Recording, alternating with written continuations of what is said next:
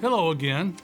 In today's segment on creative destruction, we begin to look at what causes the churn, as it's also known. Oftentimes, it's new technology that brings us change.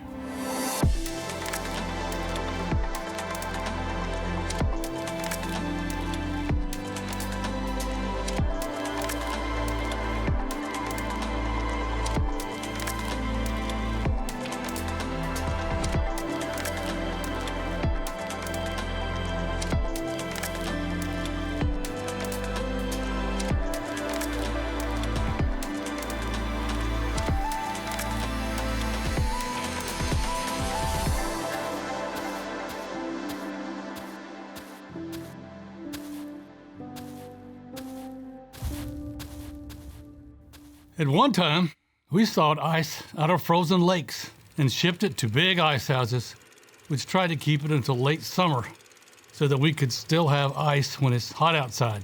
The ice trade boomed until the early 1900s, but then came the refrigerator. The Frigidaire, shown here, was an ice box just retrofitted with electricity, a motor, and coils to be a refrigerator.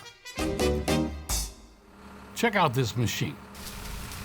It shakes pecan trees and then picks up the nuts instead of us. Fact is, machines are often cast as the culprit when it comes to job loss. There's a 1964 episode of the Twilight Zone series called The Brain Center at Whipple's, which you can find on YouTube, that presents the computer as the culprit in destroying workers' jobs. Today, roughly 60 years after this episode, it's easy to see how important the computer has become. We sell about 500 computers a minute in the US today, so it's easy to see all the good they've done. But the increased use of personal computers has automated many routine office tasks, making it possible for some executives to do those tasks without the need for administrative assistants or secretaries.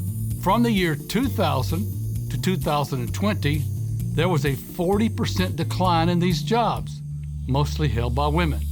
Wow, how silly it probably seems to us today to think about keeping the world the way it was, without computers, just to save the jobs and companies that existed back then, stopping change just because we fear that the destruction which the computer will bring cannot be overcome by the creation which it will also bring. Well, those who felt that way, and I assure you there were many, there always are, they were wrong. They are always wrong. The creation side always wins, and we move onward and upward. Today, it's easy to see how important the computer has become to our living standards. So we don't have all the emotions that could come with the changes that this technology brought. Today, we can see that we don't just lose jobs from the churn, we gain them too, and many. When we traveled by carriage, train, and boat, we needed blacksmiths to shoe the horses, railroad workers, and so on. But then came the automobile, and we lost those jobs. On the upside, though, we added jobs as auto designers, assemblers, mechanics, truck drivers, valets, and auto sales personnel. We've also added the jobs of road builders and much, much more. The same way for the airplane, for plastics, which replaced pottery and wood, and so on. It happened with television, which replaced radio as the primary broadcast medium. The same with computers.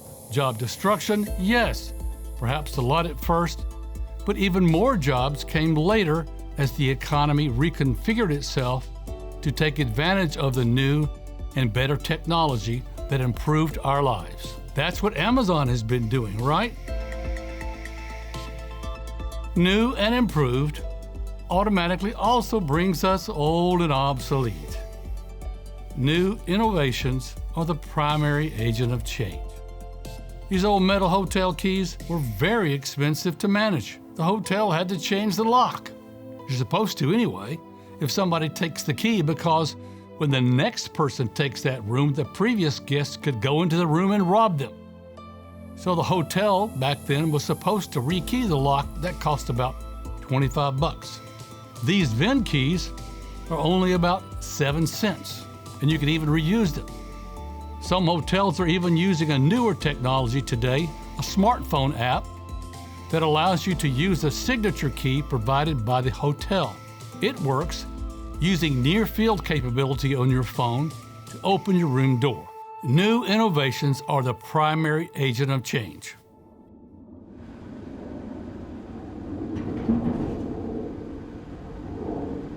Sometimes, though, the agent of change is trade. We've lost 8.1 million manufacturing jobs here in the U.S. since hitting a peak in 1978, the year that China entered the manufacturing game, and U.S. trade with China exploded. Most of the job losses in U.S. steel came not because of new technologies, but because of the boom in U.S. imports from China and other nations. We import most of our steel now. It's cheaper that way. So technology and trade are factors. But consumer tastes also always play a role in change. In capitalism, everything is about pleasing the customer. If a new technology, or if the opening of foreign trade were to give us access to goods we didn't want, then not much would happen. It's our long list of needs and wants that ultimately dictates what sells in the marketplace.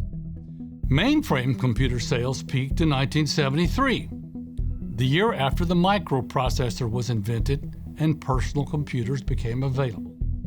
The first microcomputers were mainly seen as of interest to hobbyists. In the mid-1960s, businesses started buying high-end desktop units called mini-computers. Desktops later started being bought by individuals, but they were expensive and not what most people really wanted anyway. So, on this list here, you can see that sales of those units peaked in 1987 as businesses and individuals realized that they'd really rather have a microcomputer, a laptop, that was cheaper, faster, and portable. Sales of microcomputers, laptops, boomed. And you can clearly see here the change that consumer tastes can bring. Your own tastes are a driving force in today's social media landscape. Facebook is still used around the world, but the executives at Meta feel that young people are preferring other apps like Instagram, Snapchat, YouTube, and TikTok. This has them worried that as you get older, you might carry this disinterest in Facebook with you, and Facebook's number of users will drop. So they bought Instagram, tried to buy Snapchat, and bought Oculus to move into the virtual reality space. They're trying to future-proof their company. But again, consumer tastes are always driving what they do in the market. Now we have seen the three major drivers of the churn: technology, trade, and tastes. Next time, we'll focus on how creative destruction brings progress.